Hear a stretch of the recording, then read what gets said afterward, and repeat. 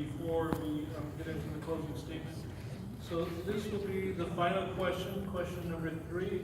Again, we'll start right here somewhere.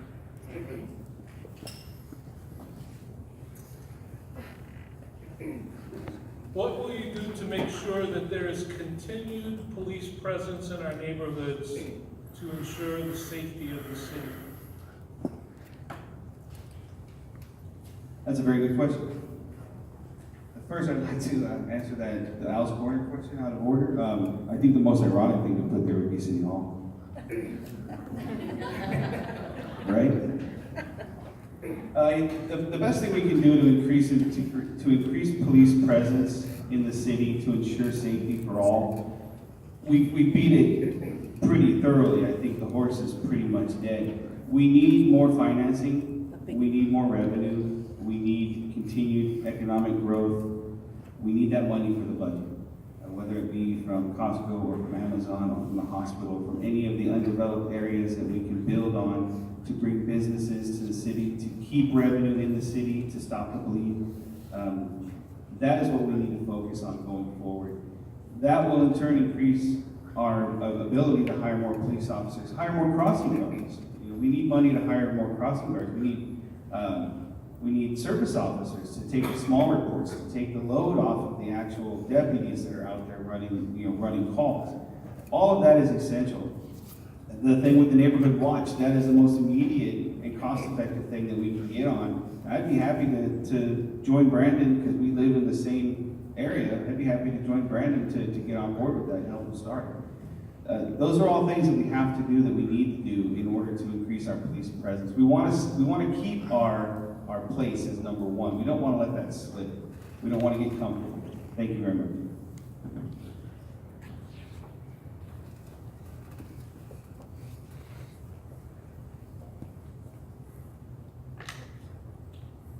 If elected, what would be your first priority for the city of Eastville? Well, my first priority, I know there's a lot of talk about bringing police presence and developing neighborhood watches and things of that nature. But we really need to make sure that first we have revenue to be able to provide that for our communities. In theory, just saying, yes, we need police officers, that's a good thought. But if you don't have the funding to support that, that's all it is, it's a thought. So you need to make sure that you're bringing in businesses that are going to create the revenue and that are going to provide the tax base that are going to allow you to increase your police force, to increase security around the schools.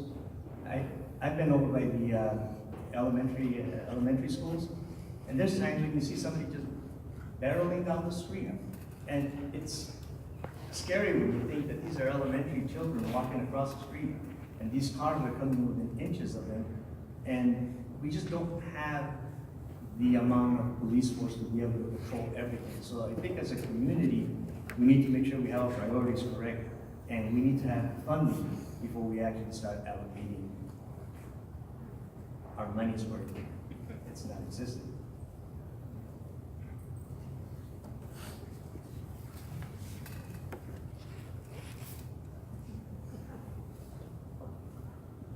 How would you describe Eastville to somebody who's not familiar with it and never been here?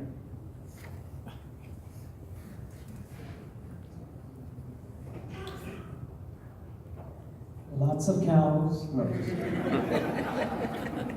That's how I would have described it when I moved here 13 years ago. That's all basically there was. But now, I would describe it as a place you can bring your family and enjoy the parks, our parks, enjoy, if they come, our education. We have a great education, we have great partnerships with JCSD, we have great partnerships with, well, to tell you the truth, JCSD does quite a bit. A lot of the stuff that families want to do, like for instance, I was at the Fall Festival. That's one place. We do a lot of stuff like that to bring families together. The picnic in the park is also a great place, a place where people come together. I've been a member of AIG for almost 2 years now. And that's a community where we come together and we exchange ideas, we talk about gardening, we have functions, and people get to come together. Neighborhood Watch, another thing that our community does. So our community does a lot of stuff that brings people together, a great place to come and feel safe. Like it was mentioned, we do have a safe community. We have certain issues like our mailboxes, yes, minor compared to the areas that I was unfortunate to grow up, but we can fix that. We just need to build relationships and get them fixed.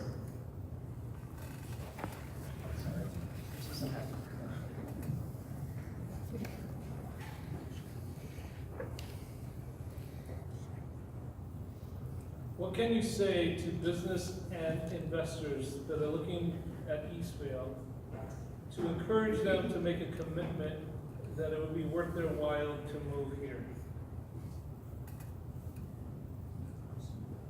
Well, I would start off with telling them that we've got the highest median household income in Riverside County. So you have some dollars here that can be spent in whatever businesses you decide to develop here. We have the second highest median home price in Riverside County.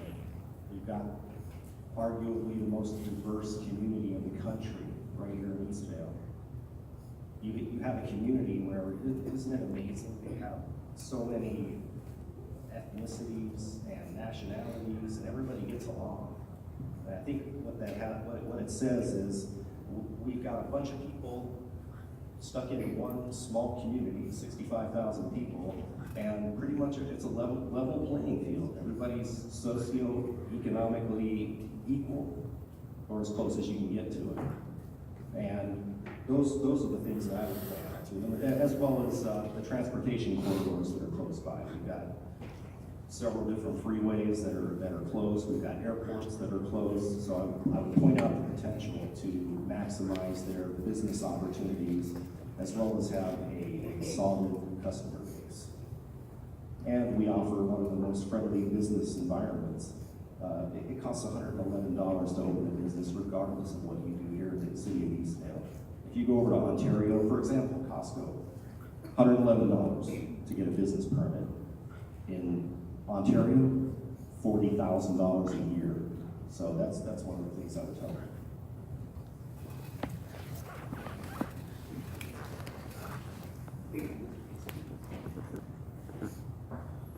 Name the most important challenge that you feel is facing Eastvale today. I think I'm gonna have the same three questions in opening statement. Well, I'm just trying to spin this in so many different ways. All right, I had this one, I guess. Again, I'm gonna stop, and I'll say it again, and I apologize. It's gonna be one of our biggest issues is public safety. And again, the one thing I want to clarify, the one thing that doesn't cost money to improve our public safety is neighborhood watches. And it doesn't cost zero. And I'm going to explain how this works, right? Again, I've already declared myself, if I were to win in the city council position, I would hold myself accountable to work with the 8 or 9 neighborhoods, relatively give or take, that either one have establishing neighborhood watches or don't, and most don't. Just clarify that they don't, and I know that because I've almost been to every neighborhood, so I know that. I can say that with almost certainty. To one, reestablish a neighborhood watch, and then I will go and meet with those neighborhood watch captains bi-monthly, quarterly, whatever is best for them, and manage one thing and one thing only, is their active communication. And the reason why that's so important is what happens is you have a meeting, everyone's gung-ho, 2 months go by, it's dead. The reason why is no one's guiding, no one's helping out these neighborhood watch captains. They're willing to do it. Just no one's behind them to support them and rally. And you just want to manage that active communication. Is the community constantly talking to each other? Pretty easy. It's not hard to me. It's not rocket science.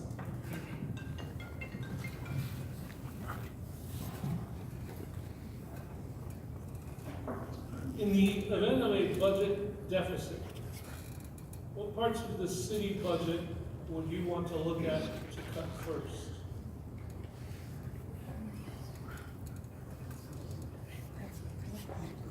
It's a tough one. Because you're gonna upset people, and I worked in corporate HR for a while before I got into real estate, and that's one of the things that you have to look at is when you go into a budget, where can you trim the fat off? What can you do? What areas do you trim back on? One is obviously not the public safety. Some of the areas that you can look at is you look at contracts that you have. You look at where can you renegotiate. Do you have to use the same vendors? Do you have to utilize the same services that you're currently using? Are there other vendors out there that you can get estimates from that can help on your negotiating power?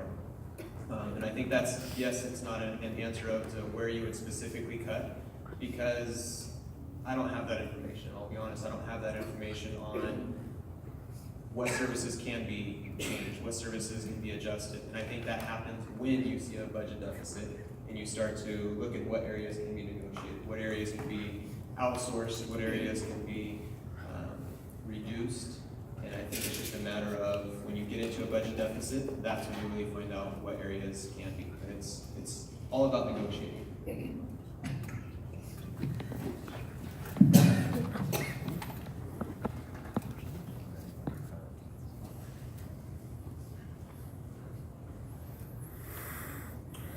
What is your position regarding the development of affordable housing in Eastville?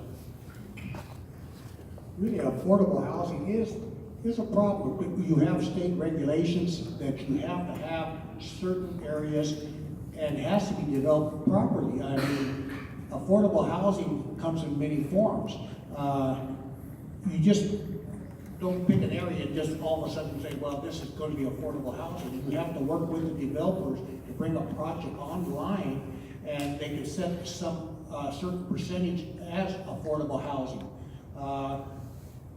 It's a state mandate that you have to have certain areas, or you have to allot a certain percentage of your housing for affordable housing. So you really have to really study where they fit in, how you can bring it in. A good example would be where the Leo property.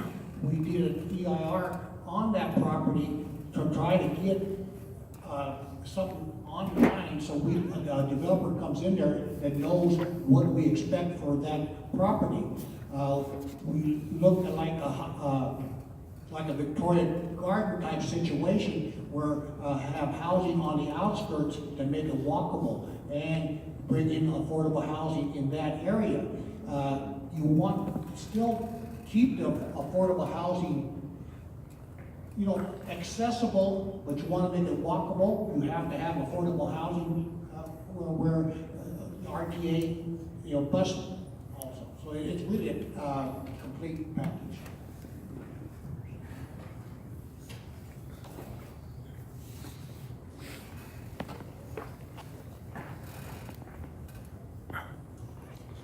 Please describe how Eastvale economically compares with other adjacent cities in terms of their reserves and their operating expenses. That's a question definitely. It will be helpful when we have a budget on that and reviewing that. But at least compared to other cities, we are still in the development stage. We are still a young city. But that's put a lot of responsibility on us as the city councils eventually to move forward and improve to be at least equal to adjacent cities. So if we are seeing adjacent cities like Ontario, we have airport in Ontario. If we are mentioning Rancho, we have Victoria Garden in Rancho. If we are mentioning Corona, we have Acapulco area and the other shopping centers. So we are a little bit behind compared to the adjacent cities, and that's why we have to pay good attention to our economic development, and we can select what we have to develop in the city, because we are running out of land, and there's only certain opportunities to catch up with the rest of the cities. The main things here also is handling the freeway access. We are stuck with Limonite, it's a bottleneck technically.